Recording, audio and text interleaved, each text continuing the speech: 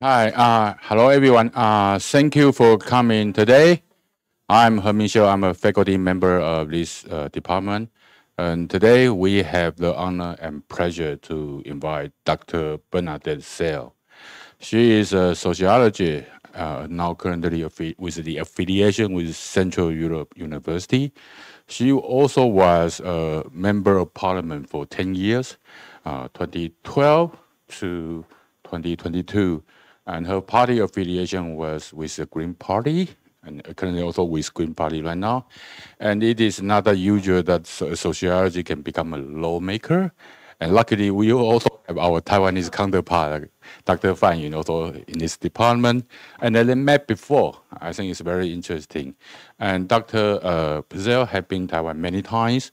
And this time, she came here as a Taiwan Fellowship program by the grant from the Ministry of Foreign Affairs.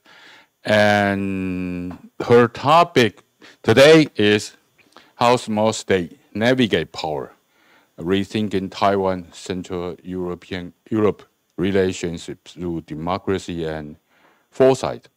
I think it's quite not unusual that we have like a friend or scholar coming from this European region. But I think we here in Taiwan, in the East Asia, still have, even though it's like on two different corners of the Eurasian continent, but we do share a lot of parallels. Like in the 80s, we were underwent a democratization transition.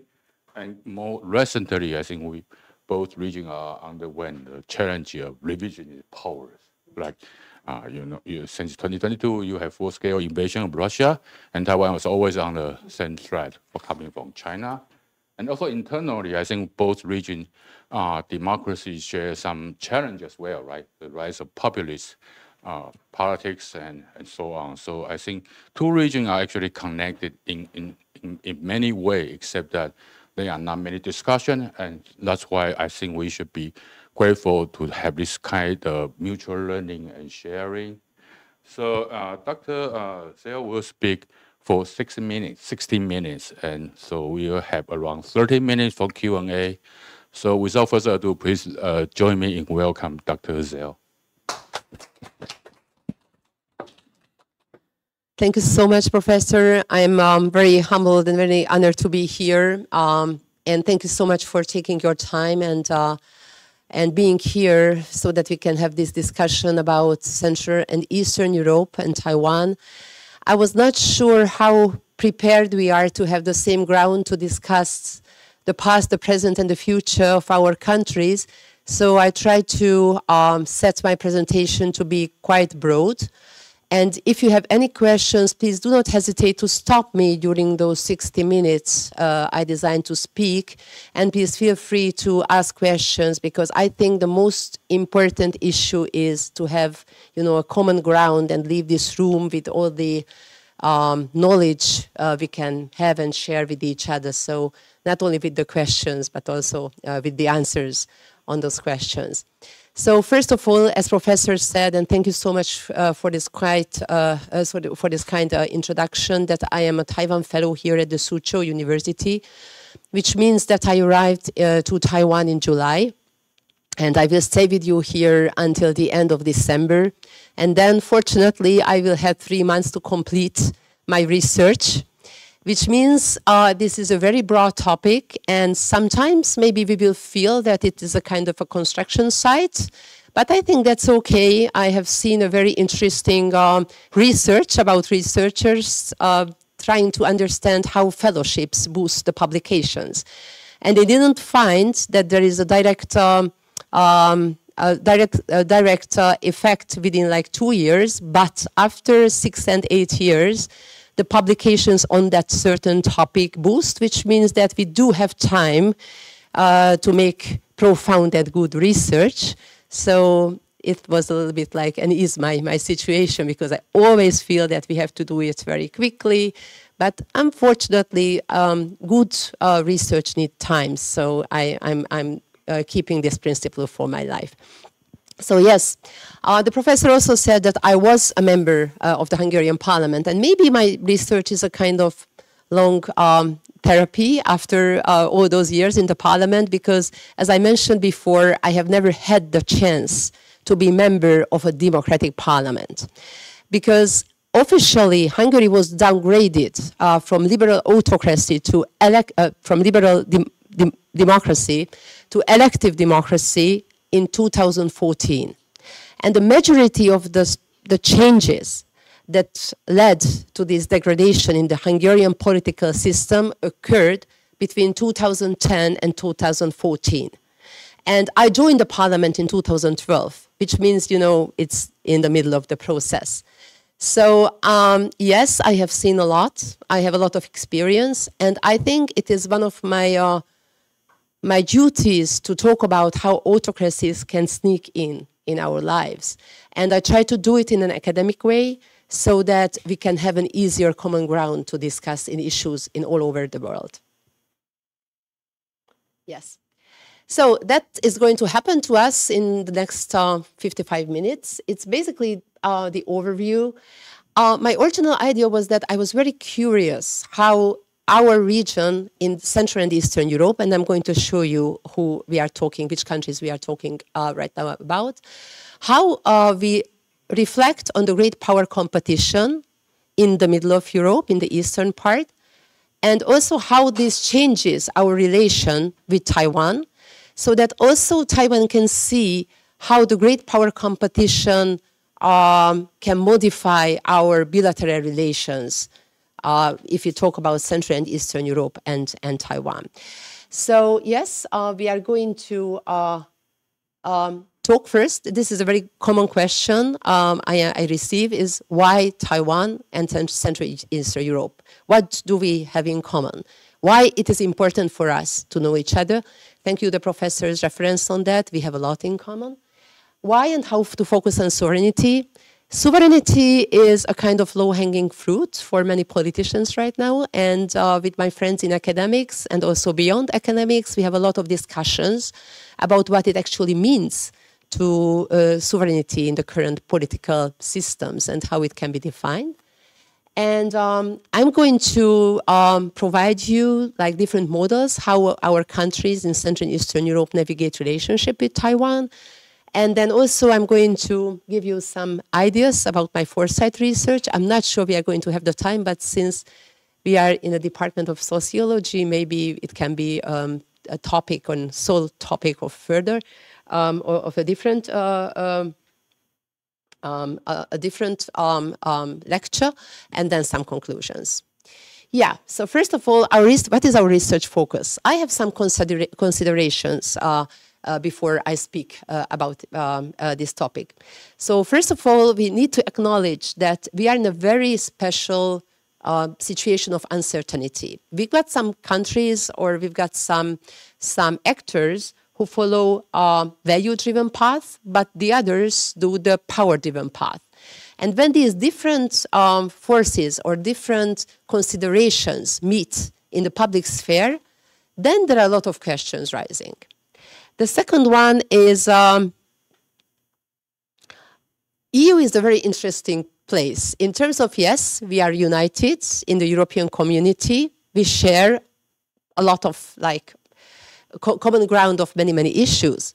But still, many, many important decisions are made on bilateral level. So it is very interesting because I received the question many, many times that how can it happen to Hungary to go to the autocratic path in the European Union? It's basically the liberty within the European Union that allows us, and also because it's designed to freedom, but it is also designed for democracies. To be honest, when we started with the EU many, many decades ago, it was after the Second World War, and we were decided as a huge peace project so that we do not do war with each other in the future. And we supposed that we are going to stay on the democratic way because we really thought that this is the best thing we can do with each other. So it's interesting to see that we were designed to peace and also we were designed to democracy. And something unusual happened to us after 2010, which had, you know, the global experience was there, but it was interesting to see how it could be done within the EU. And also, I must mention that I do not shy away by combining principles, but also about different ways of learning. Sometimes my methodology comes from sociology, sometimes from IR, so international relations, sometimes for foresight, like future studies. The main thing is to understand how the geostrategic situation affects the Central European countries and how our bilateral relation will change or will most likely change with Taiwan based on these happenings. So why do we matter to each other? First of all, when we can define Central and Eastern Europe many ways. In my research, currently, Poland, Czech Republic, Slovakia, and Hungary are the targeted countries. I mean, we look into these countries present and also try to understand the future. If you look at this map, you can see that the proximity to Russia is probably the closest. Also, in my fellowship study, I deal with Estonia, Latvia, and Lithuania as well. But I think this is very important to see on this map that the proximity is something which can create not only history but also future. So it's important to understand these countries right now. And we do have a lot of interactions with each other. So I wanted to show you that this is a graph made by CEAS.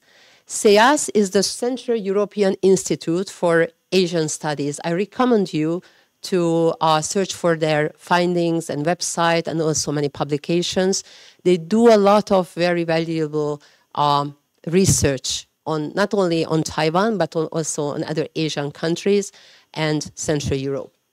And as you can see, the first column is about all the EU interactions, and you can see the red countries, the countries marked by red, which many of them are called to be like Central European countries.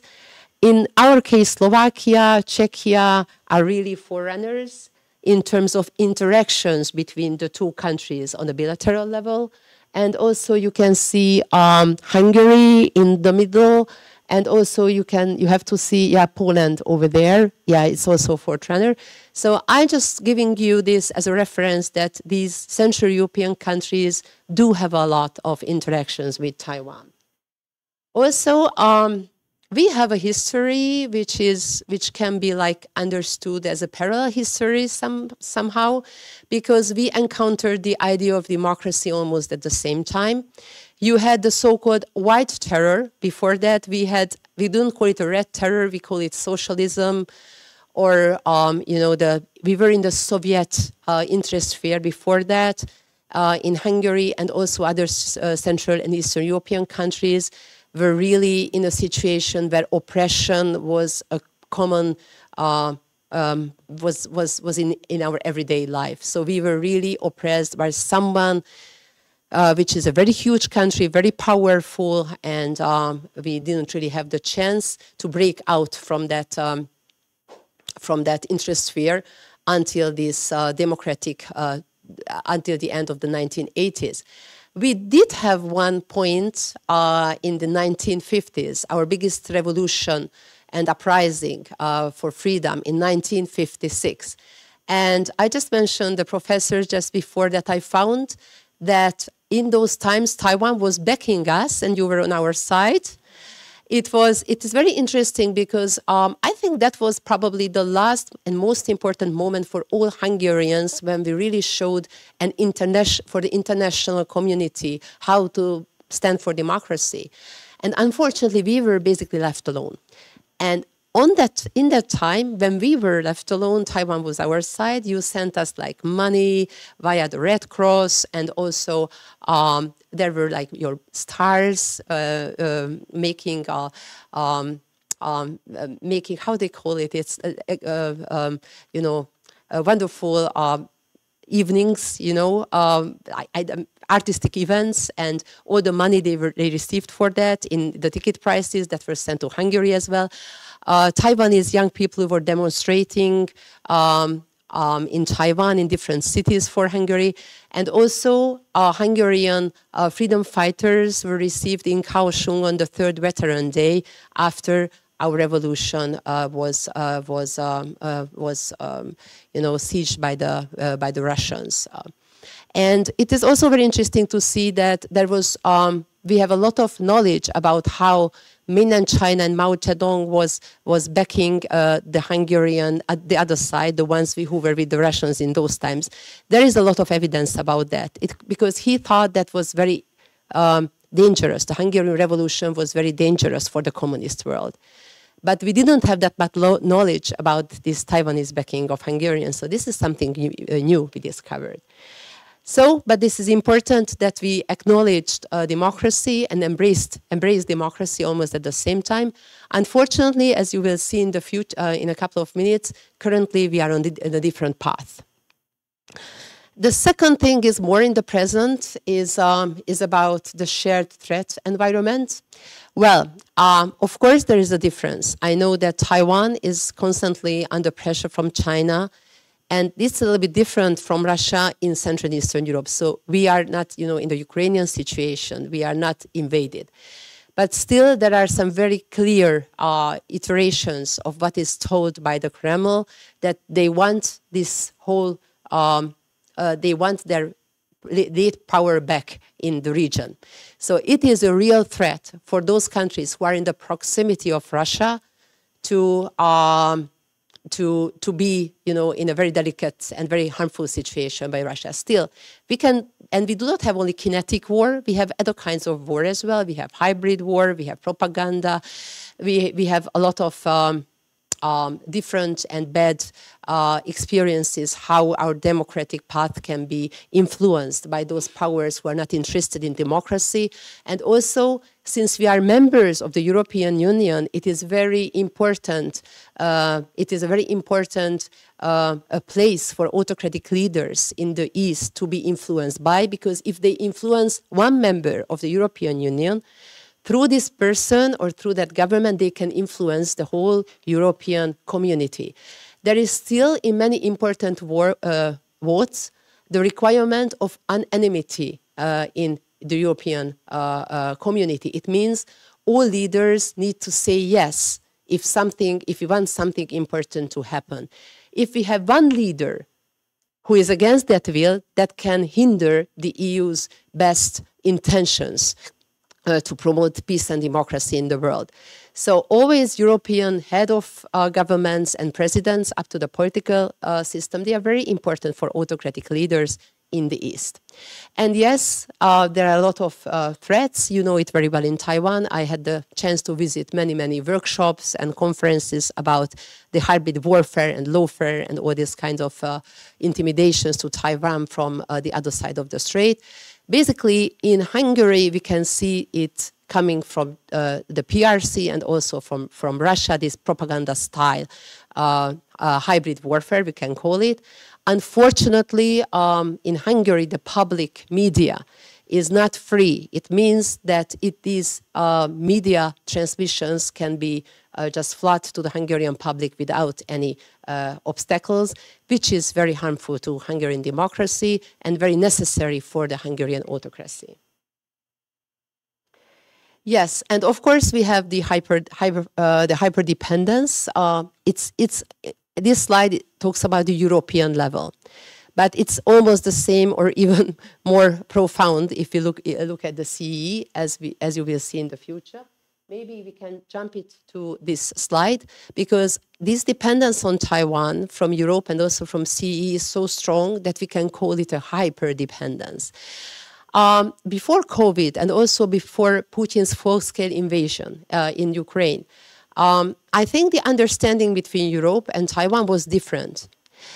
But I think that situation was a real game changer. And I think the European level, I mean, especially in the European parliamentary level, they did a lot to have a better understanding between Europe and Taiwan.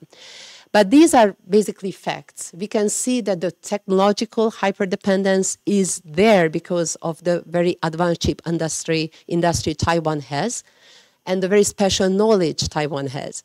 We have a lot of discussions about why aren't we able to copy what Taiwan is doing in terms of the very advanced chips. And it's sometimes very hard because it's more just manufacturing. It's really in the culture here, and I think it is a more profound understanding of the Taiwanese culture to understand why the outlet in Arizona, gets built slower than the one, for example, in Japan. So these are different things. More nuanced explanations are needed. So the hyperdependence is still there. It's very important that we talk about a single point of failure in the global supply chain in terms of Taiwan. I think people start to understand it right now. But also, Europe wants strategic autonomy. It's a decision Europe has made. And still there are a lot of conversations about how to reorganize our supply chains, not to be dependent on autocratic powers. I think it's very important to understand that Europe had a great learning. I think it's quite clear that being dependent on autocratic powers will not lead to having those countries being democratized, but it will lead our countries to be, more vulnerable to all kinds of autocratic ideas, to say so. That was, maybe you heard about Ostpolitik. I think it was also Kissinger's idea. If democracies make trade with autocracies, then it can lead to a situation when those countries who we trade with will get closer to democracy. It didn't happen. They did not become democracies, but we became very vulnerable. And Europe had paid a very, very high price for that. And also, it's about also the geographic situation in Taiwan. We realize that much of our trade comes through this very important part of the world. And also the security hyperdependence is still there. We have a lot of ideas. We have a lot of challenges in our how to understand how propaganda works. And I think we have a lot to learn from you. And also, it's important you to understand how the same messages can infiltrate in Europe and what kind of problems they can cause to democracies. Yes, I just wanted to show this was published in Visegrad Inside and other media outlet I would recommend you. This is not very new. This is from 2016, but you can see that Central Europe and South China Sea trade, we have a lot of trade and traffic with each other. So it was a kind of argumentation why it is important for us in the CEE to understand what happens in the other part of the world. And also about the Central and Eastern Europe, these are trade statistics created by the Ministry of Finance, and also it was published in SEAS. You can see it's after the COVID year, but you can see that even though in the EU the trade has declined, in Central European countries, like out of our observed 4 countries, in 3 they gained, they increased. I think the Hungarian case is a bit outlier in this situation because of the COVID, some processes needed to be postponed because Hungary, as you will see in some minutes, has very vivid trade relations with Taiwan. But because of COVID, we couldn't move forward. So I think that is why it happened in 2022 and 23. But still, it's a good argument to understand that we have a lot to share with each other in security, in economy, and also politically. Yes, and what about sovereignty? As I mentioned, I think it's important to understand that in the recent world, sovereignty is really a low-hanging fruit for autocrats. We always, if you listen to the Hungarian news, it comes all over and over referring to sovereignty. It means that somehow it means that the person or the actor who refers to sovereignty wants other countries or other actors not to comment on the internal affairs, what is going on in Hungary.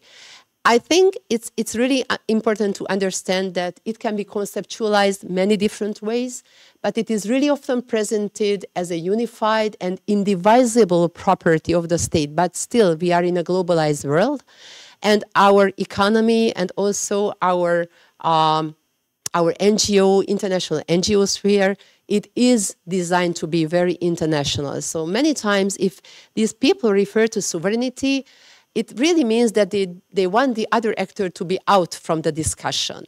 And it is actually very nice wording that we are Hungarians and we have sovereignty, but it basically silences the distant voices, and it also silences our alliances internationally. So it is very important to understand why it can be referred all over, and also what happens to the so-called sovereignty in a democracy. Maybe we can measure it, that was my question, and also what happens to sovereignty in autocracies. And it took me a while to look for definitions which go beyond the Westphalian understanding of sovereignty, which basically means I think, very old school principle of non-intervention in domestic affairs. And I think Krasner's book, and I really recommend you to read it if you haven't had the chance yet, I think it really acknowledges that our life, our international life, political life is very, it's based on the power struggle. So it's not something which happens in the neutral sphere. And sometimes sovereignty can lean to, or can be biased in terms of the in terms of the viewpoint of the speaker who talks about sovereignty. He basically found there are 4 dimensions of sovereignty. The first one is the international legal sovereignty. It basically means whether a country is acknowledged by a different country or not. In the case of Taiwan, this is problematic, we know that. But the other countries in our investigation, they are acknowledged. The Westphalian sovereignty is the traditional understanding of sovereignty, the non-interference in domestic affairs. In Krasner's conceptualization, there is the domestic sovereignty, which basically it's a normative concept, but it's whether a state can control its own territory or not. And there is interdependent sovereignty, which in my understanding is very important, because it also means, it also can incorporate what happens on the borders of that certain country. And it's not only about goods and persons, but about information as well. And based on this, if you talk about sovereignty as such, I think it's probably much different from the ones which is understood by the autocrats. And also, we try to measure it. I know it's very problematic how to measure sovereignty, but I think social sciences often have this challenge. And I found one scholar at Harvard who built a model how to make sovereignty, and I tried to remake it to our countries. It's very interesting because he designed his model based on 2 pillars. The one is the de jure, and the second is the de facto sovereignty. De jure is very simple. It's whether it is acknowledged or not. De facto is more nuanced. It is built on the worldwide governance indicators, the VGIs, and the World Happiness Index. And de facto sovereignty and de jure sovereignty in his model weighs 50-50%, so it is shared. And there are 7 dimensions within the de facto. It's about political stability, rule of law, control of corruption, government effectiveness, regulatory quality, and voice and accountability. And I think based on this, it was quite interesting to see what happens to our 4 countries and also with Taiwan. Before that, I wanted to give you some more numbers to see how the political status of these countries are.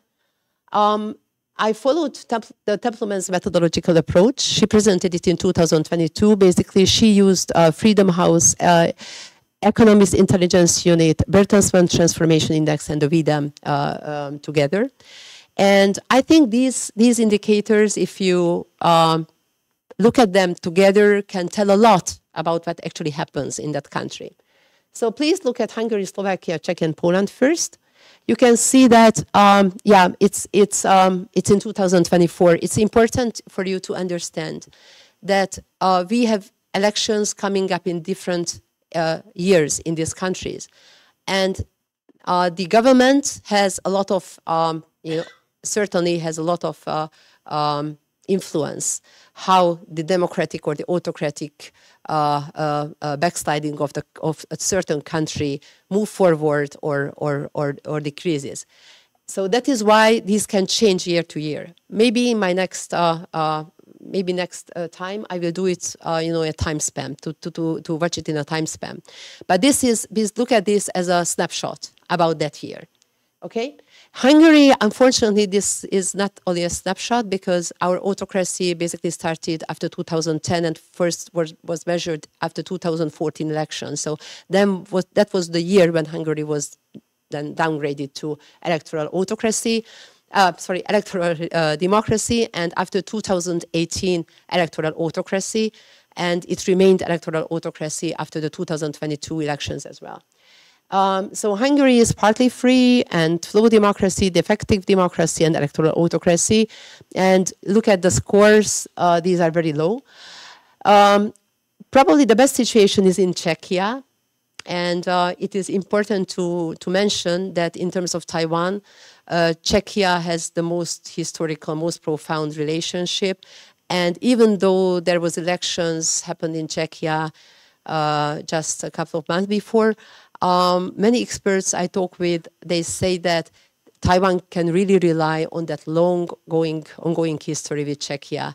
So and also the political system is different in Czechia from Hungary. So we can really trust that Czechia, the Czech Republic, won't follow suit in Hungary's way. So yeah, it was defined like a free country, full democracy, a democracy in consideration, and a liberal democracy. And you can see that in terms of Taiwan, these are the two countries which are ranked as liberal democracies, so Czechia and Taiwan. Slovakia, they had elections, I think it was in 2023, and an autocratic backsliding started in Slovakia afterwards. So since this snapshot is about 2024, it is maybe it will be different next year. We can hope, of course, but unfortunately, Slovakia didn't move to the democratic path after the election. And also we have Poland. There is a kind of cohabitation in Poland.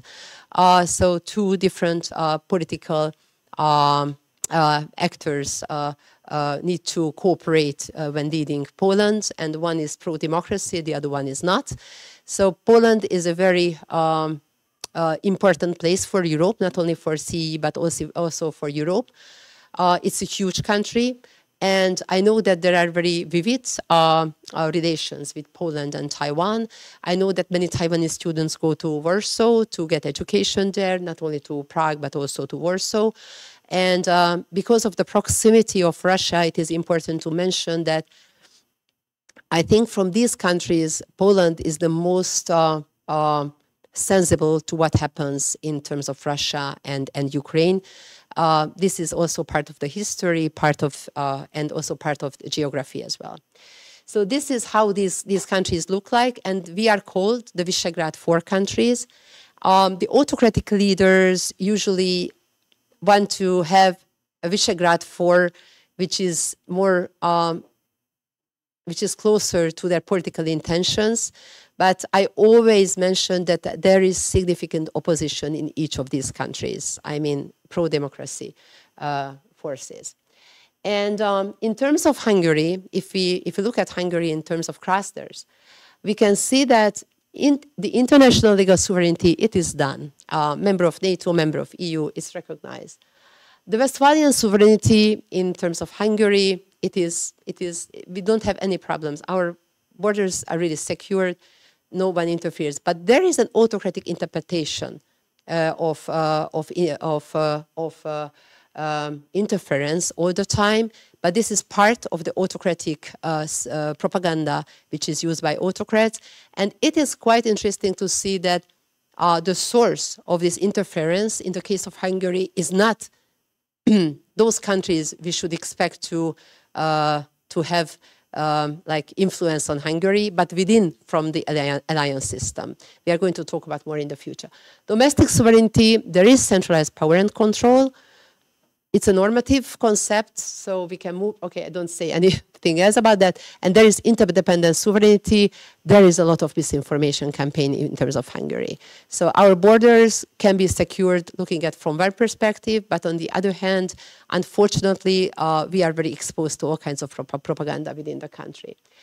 In my article, which will be published very soon in December, in the Taiwan Journal for Democracy, I am going to give you a more nuanced explanation how autocracy hit Hungary. I think there are 5 steps. I think it's very important to understand the first step is the creation of the autocratic myth, because it is very visible, but we do not talk about that enough, that each autocrat needs a myth, which is not true, but it is easy to be disseminated in the targeted country. For Hungary, it's our national tragedy, which happened when we lost 2/3 our territories. It was a national tragedy. And unfortunately, our propagandistic leaders, they do not cure these wounds, but they use it as a kind of engine to fuel chauvinism in Hungary. And this is not the responsible way to treat this national tragedy. In the European Union, you know, we do not have that kind of borders we used to have. Of course, we have the nations. It's very important. We have our culture. But somehow, you know, with the European Union, we got closer to each other. So maybe we could treat this national wound on a bigger level, you know, to have more understanding towards each other, to the neighbors, not the propagandistic leader. So this is our autocratic myth. It says, like, those people in Hungary who are with us, and it means the political party family of the ruling parties, that is Hungarian. All the other ones are traitors. They are not Hungarian. They do not serve the Hungarian interest. I think it's good to memorize, good to understand that autocrats always need a myth. And please, as intellectuals, be always vigilant to see, because these are very luring, you know, promises. It's good to be, you know, part of your nation. It's good to, you know, be proud of your history. Of course, we have to. But, you know, if it's a myth and it has a political purpose, that's something different. Okay, and they refer to sovereignty all the time, but what exactly happened to the Hungarian sovereignty based on the Bartlett model? I measured between 2014, because that was the year when Hungary was downgraded the first time from liberal democracy to electoral democracy. And between 2023, because it was the last year when these indices were out by the World Bank. And we could see that actually Hungary lost. I don't get into details about the methodology. It was very easy to construct it. But basically, yeah, I can give you the interpretation as well. Basically, nothing happened to our de jure sovereignty, but our de facto sovereignty, it shrinked. It shrinked, and it shrinked consistently. And where? In the voice and accountability, government effectiveness, and the control of corruption.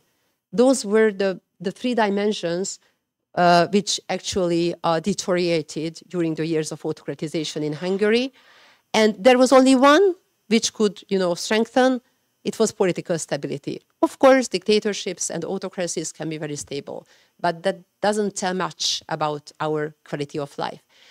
Because I directed it, my research on political systems, I didn't involve the World Happiness Index, but I did count it, and according to the original methodology. And actually, if we incorporate that index in this method, the degradation is even bigger. So actually, it means we are not that happy in Hungary. So yeah, and what happened in the other countries, Hungary, Poland, Slovakia, and the Czech Republic, you can see that Hungary lost the most probably. And the Czech Republic was the only one during those periods. But those were the ones who didn't go under autocratic backsliding in the observed 9 years. What happened to Taiwan? I think it's important to understand. Maybe with other audience, I would go into details regarding the clusters. concept. But of course, you understand that Taiwan doesn't have a full international legal sovereignty because part of the international community recognizes or acknowledges Taiwan as a country. But regarding the Westphalian sovereignty and domestic sovereignty and interdependent sovereignty, Taiwan really does a lot for its nation and for its future. And let's see the numbers, because I think that tells a lot. I'm sorry, maybe I show you this one as well. If we look at this model, we actually see that Taiwan gained sovereignty, so increased its sovereignty. So actually your life here changed towards a more self-assertive, self-reliant way. Your resilience is there. And there was only one dimension which shrinked, and that was the political stability. Yes, that was political stability. So just the opposite with what we saw with the Central European Hungary. Yes, autocracies can be very can be very stable. And yes. I don't want to do many concluding remarks at this point, but still we can have some conclusions. First of all, I think this investigation can show us or can give us a hint that using sovereignty as a concept in political, on the political level can be fruitful because it sounds well. But if we look into the numbers, what happens exactly in those nations, I think it is something different. We can see it is something different. I purposefully used the word government in indices because I think it's something which is respected all over the world. It's not, it's not lenient. It is very objective as it can in social science. And actually, that's what we found. And what we see is that democracy actually increases sovereignty and not decreases it. So if autocrats refer to democracy as a chaos, that seems a false conceptualization, which actually makes the country stronger. We can see it in Hungary quite profoundly as well. We can talk about, for example, energy dependence, also in the ASEAN, and also in Central Europe and in Europe, especially after the war, the Ukrainian war. We talk a lot, and many countries did a lot about decreasing the dependence on Russia in terms of fossil fuels. Hungary didn't go that way. We had a lot of years in Hungary when we had a lot of money to insulate, for example, the houses. If I can mention, in Hungary, we live in a different housing structure. The majority of the Hungarian houses are family houses, which means it's very cute. It's very nice to live that way. But, in terms of energy supply, it requires more. So we need more insulation. The government didn't use those money that was provided by the European Union to insulate the houses. They used other, they used it for other purposes. For example, for insulating schools and other public buildings.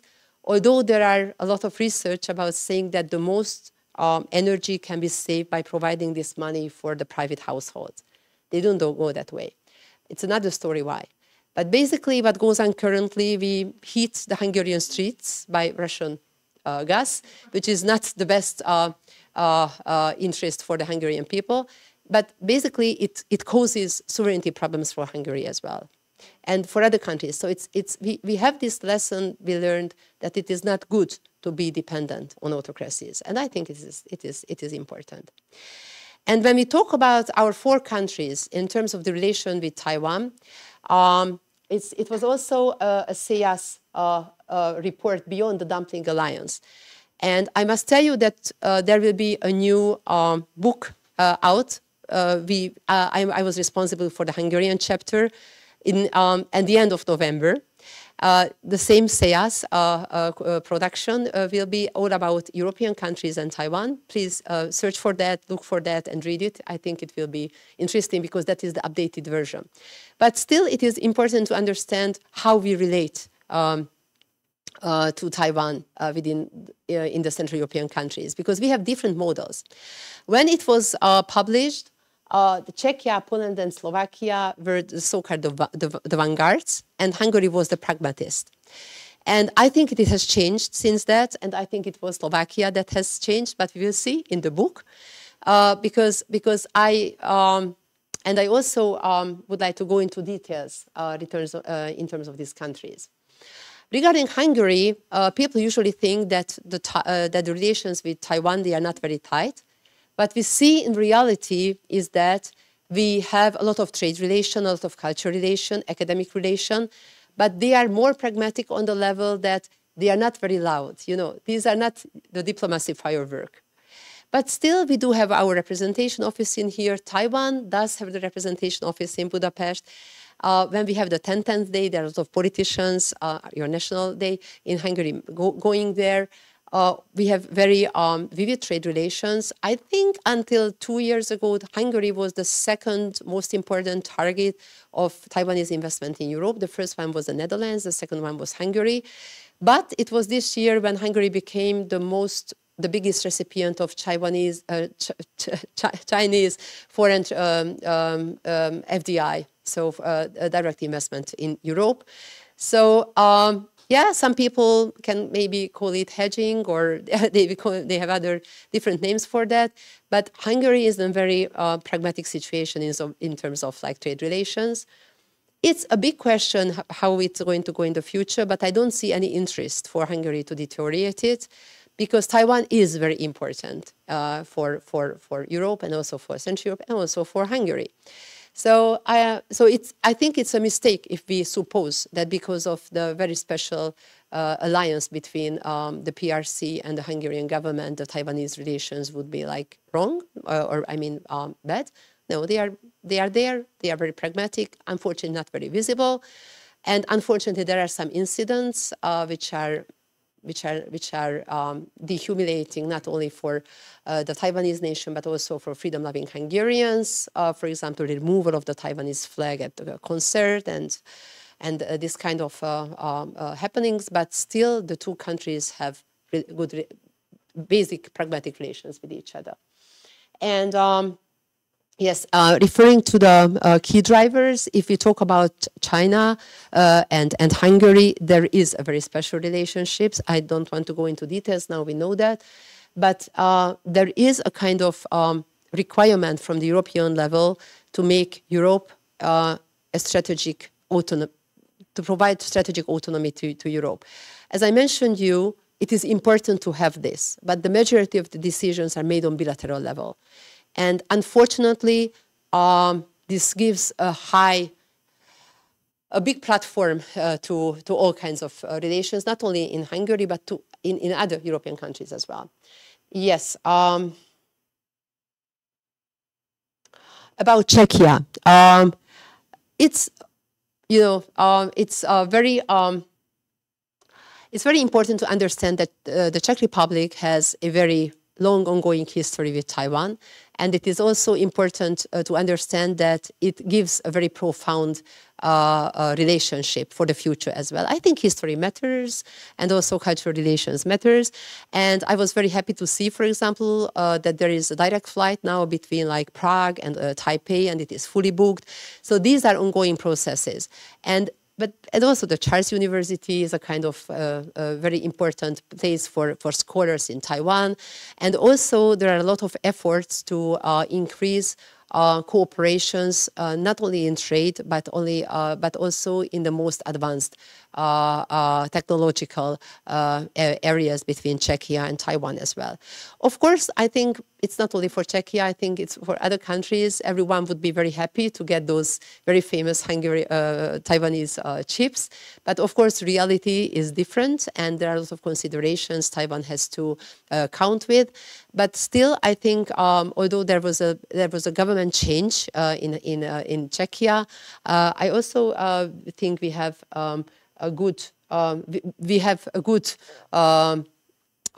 so we can hope for the best for the future. I do hope. Poland, regarding Poland, we have moderate visibility, and but still Poland, as I mentioned you, there is a very significant place of Poland in terms of European defense as well. So you must understand that Europe found itself in a completely different situation, not only after the COVID, but especially after the war. And currently, under the second Trump administration, we are really required to build our defense forces based on our own efforts for our own good. There are a lot of talks about, and also experts talks and economic talks, and about whether it is the interest of the current United States to have a strong Europe or not.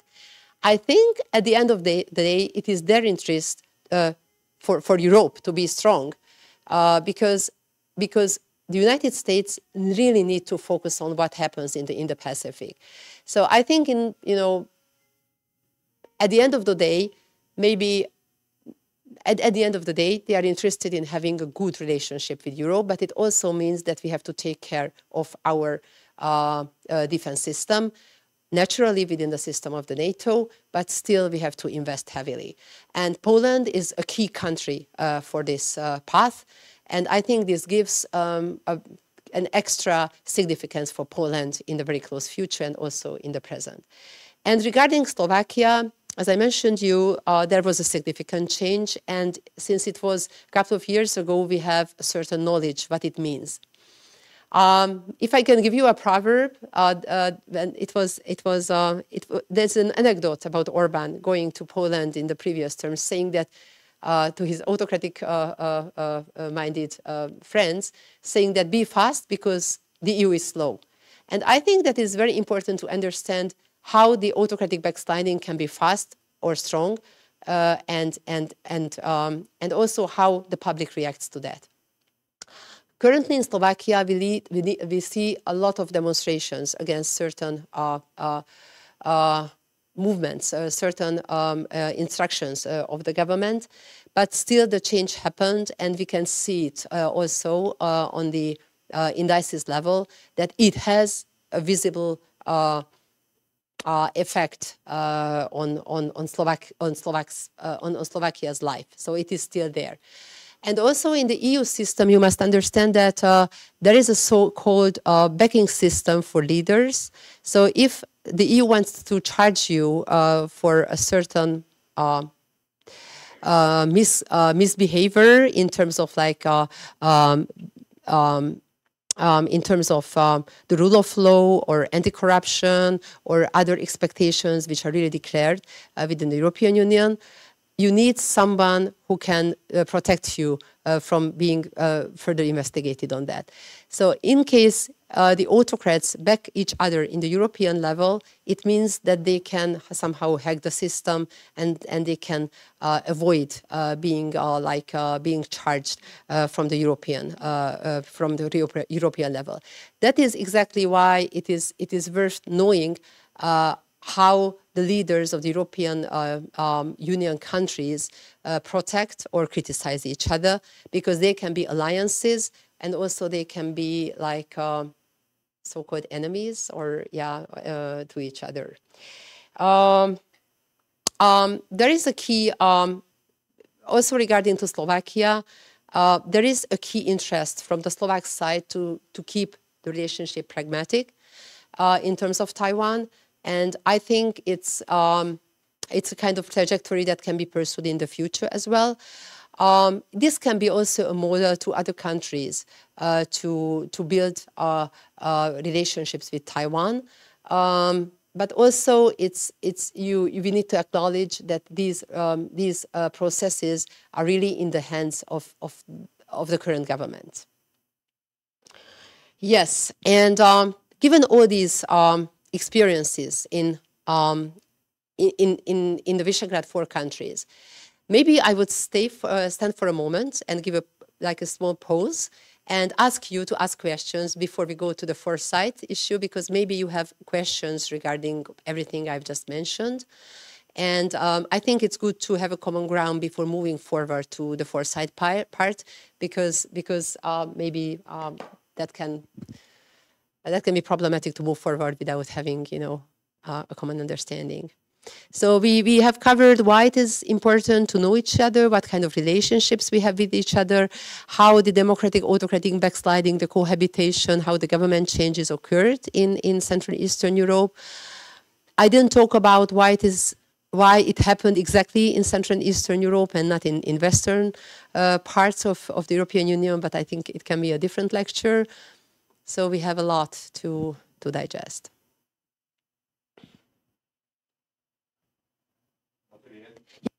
Please. We can go into Foresight, but if the students have some questions. So the lecture part will end here, right? I would go into the Foresight part if possible, but maybe I just want to check whether the students have some questions. At this moment before. Yes. No, we can go.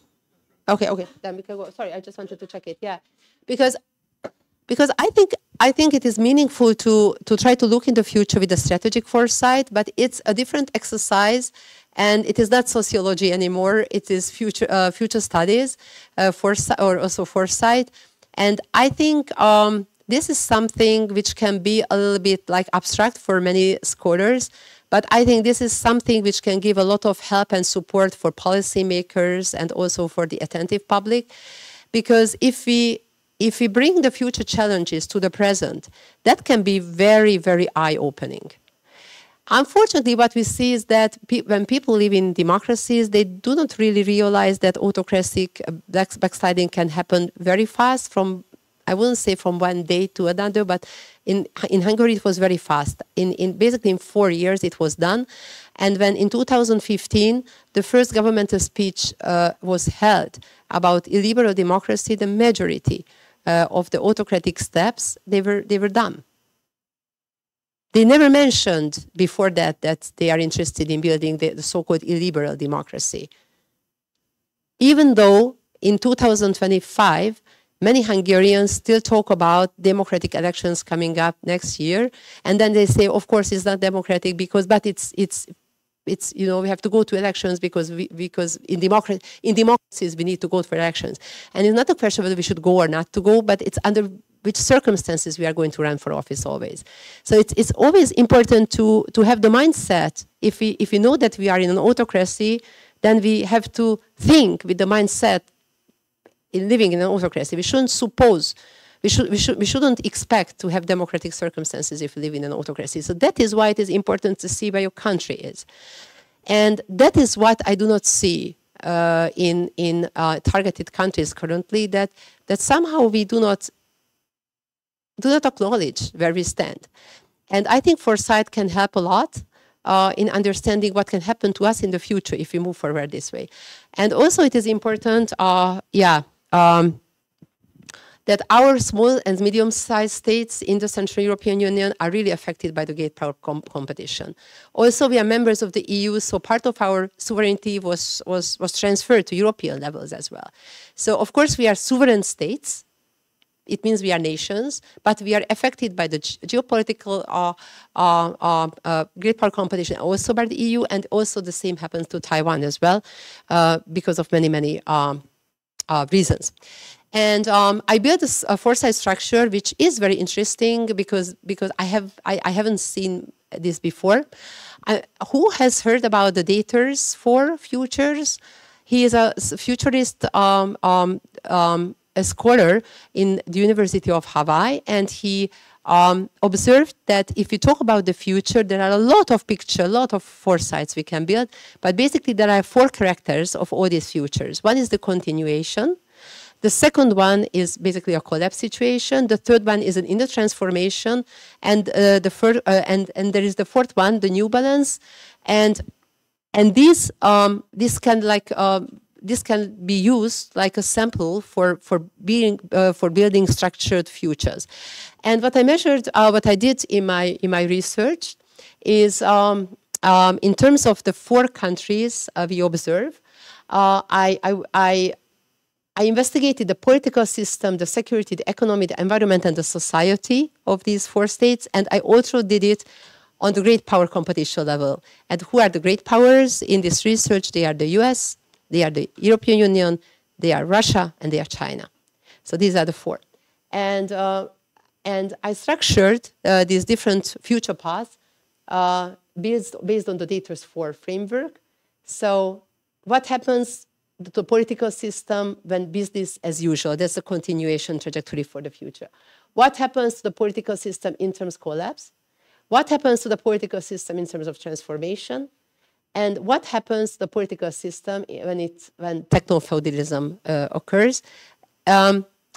Data was more positive in terms of this new balance, but what I see in the 21st century is that this inner capacity of the society to invent ourselves many times doesn't come from the society inside, but from an authoritarian pressure outside. And with this level of technological development, it is easier to be done. So that is why my future trajectory is not positive in terms of the new balance of the techno-feudalism, of something which is very problematic. I made this little scheme to show you how these geostrategic framework for daters strengthen each other. So society, political system, security, economy, and environmental resources. So these characteristics I all incorporated in the system. And that's what I wanted to show you. So this is basically how global futures and great powers meet. These are the global scenarios in a geopolitical context. So these are the datas for tech version. I call it tech version because our new balance is a techno-feudalism. So business as usual, in the EU, that happens, moderate integration, dual dependence happens if we continue this way. In terms of China, in terms of the USA, and in terms of Russia. And also we have these scenarios, altogether 16 scenarios for the future. And to make it even more complicated,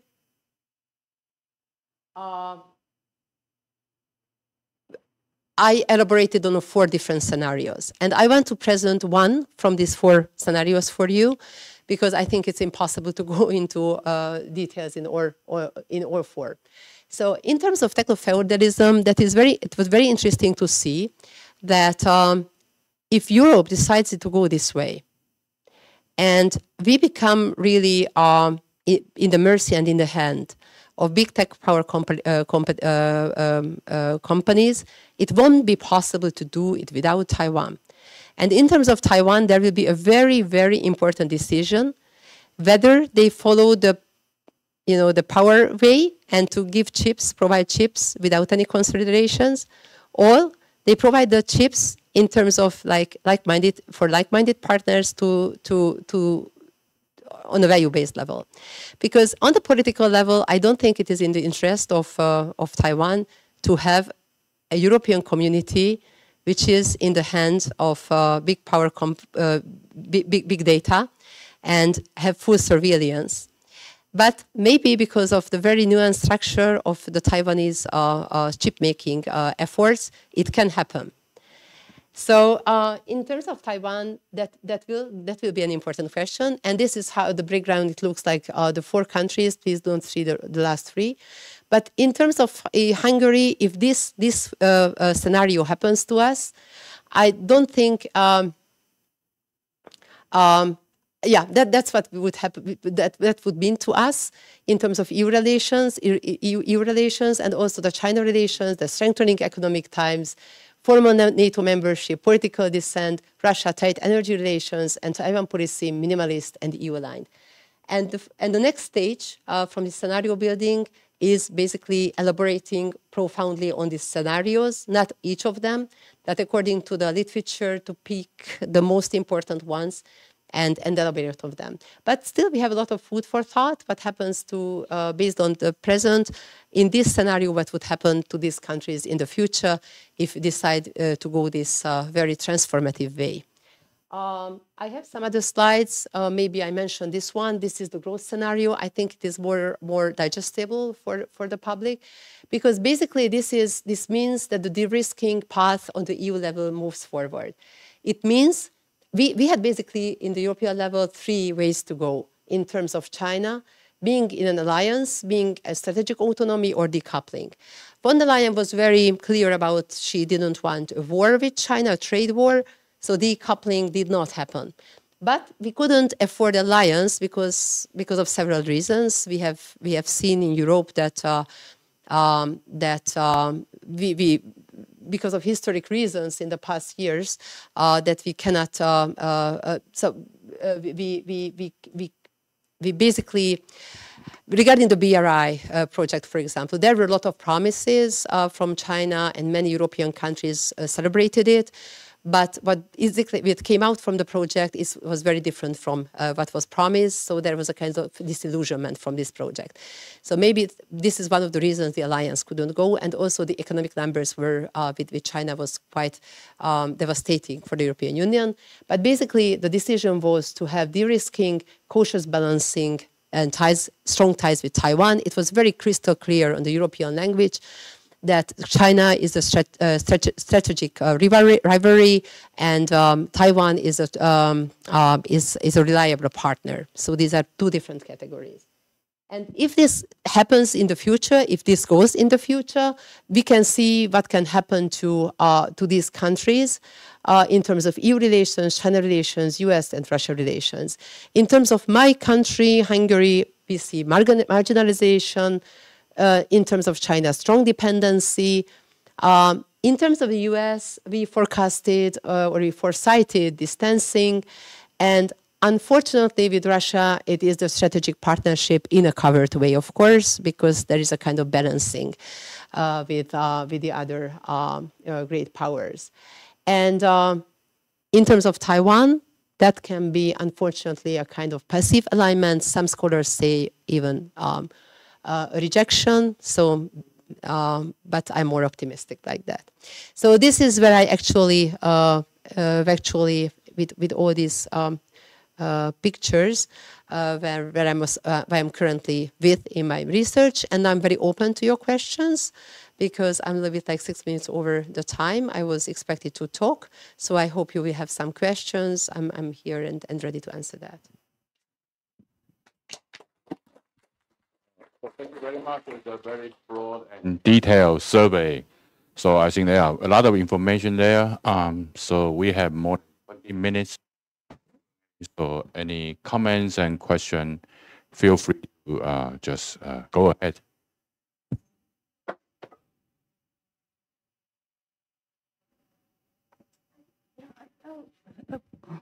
Thank you for a wonderful presentation. And I'd like you to elaborate the last point. I think the last points will be very interesting, but you didn't have time to talk about that.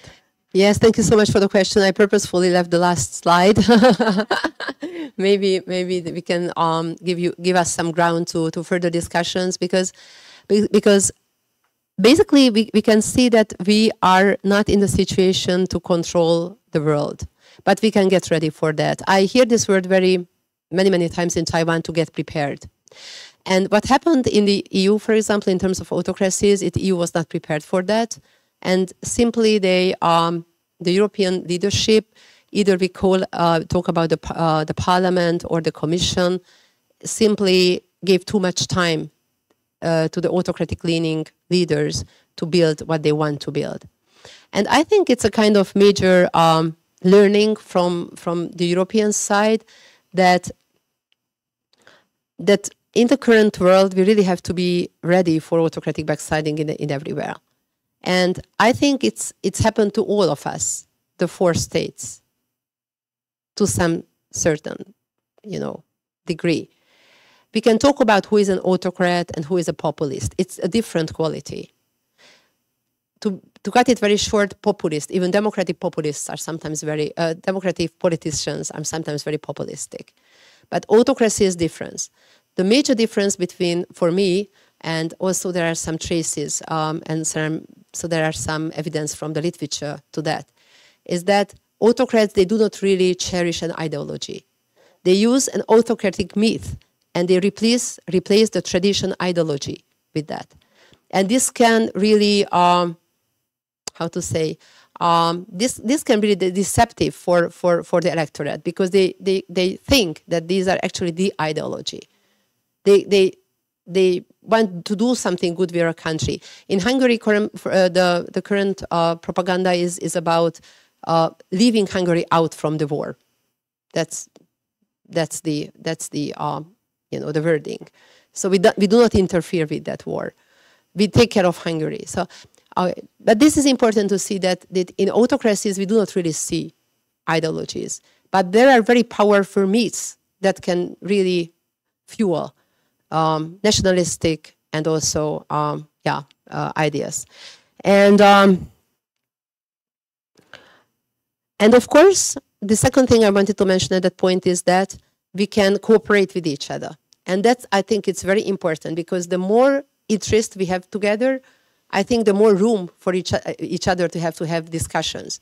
But also the other way around, if we share ideology with each other in a democratic sense, I think the more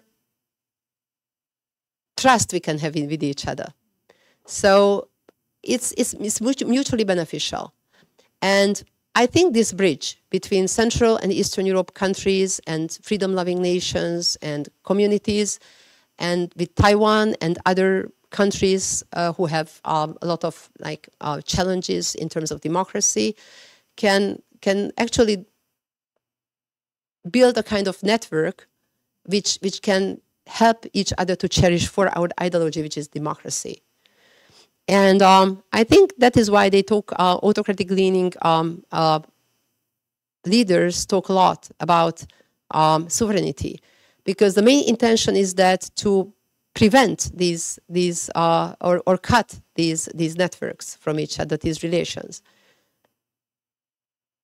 It's very interesting because one of the bashing campaigns in Hungary that occurred, and also in other countries, it was against George Soros. George Soros is an American billionaire and philanthrope who has Hungarian roots, and gave a lot to transformation Hungary when we transformed from dictatorship to democracy. And it was very easy to fuel a bashing campaign against him. And one of the greatest campaign was one of the sentences that was used in this campaign. It was the Soros network, to destroy the Soros network. I don't think that such a network ever existed, but there are democracy-oriented people and organizations who believe in something. And I think sovereignty is a very powerful tool to demonize the job these networks actually do for democracy. So it's okay. And I think we can prepare for that, and we can learn from each other. So I think this very little point at the end has a lot of layers we can elaborate on. But the very basic meaning is that, and I think my whole research is behind the autocratization is behind my research, that experience, because that is which is the number one threat currently in the world, I guess. And we can look at it from the political science, from public policy, from future studies. We can, that's from sociological point, but we still see a relevant power that really want to reorganize the way we do interactions with each other. Thank you. More questions and comments, please.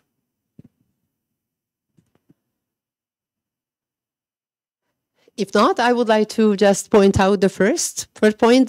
I would like to ask a question, if possible. What do you think social polarization has to do with this whole process? Because that's my first point. And it is named as a potential threat.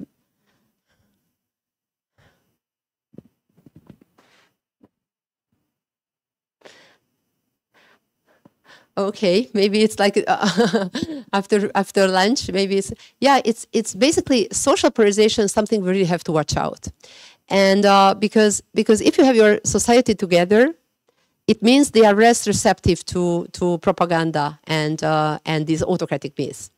And if there is a polarization in a certain nation, it means the richer get richer and the poorer get poorer, and the middle class diminishes. that is an inherent risk in a society to be receptive to populism. And after populism, we usually see a kind of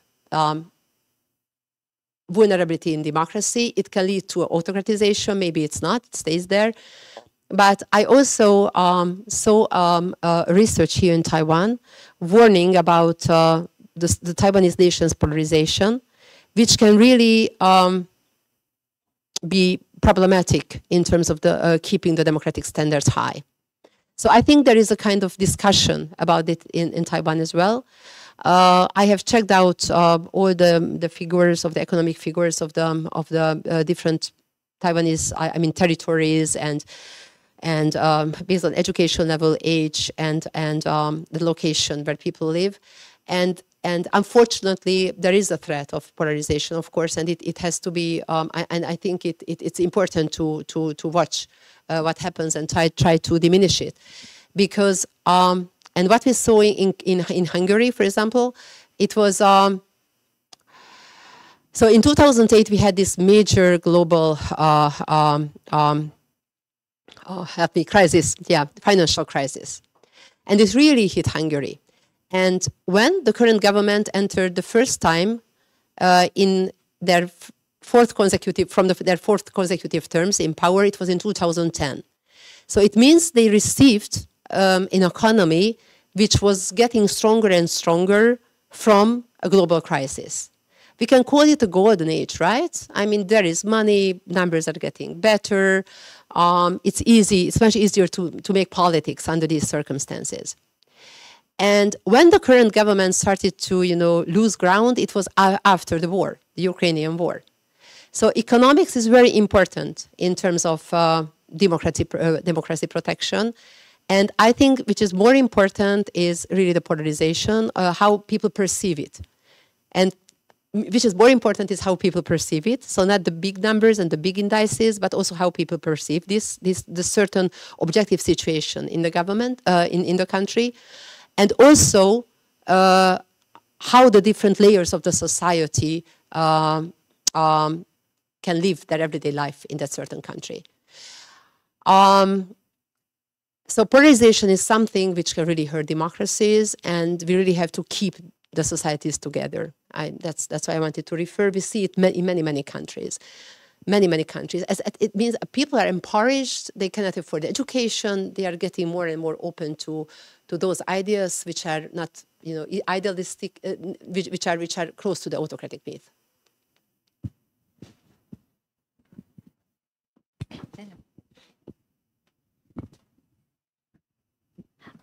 Thank you very much for this very inspiring talk. I'm very curious about the Foresight study. I think in the field of social sciences, different disciplines has different focuses. Maybe economics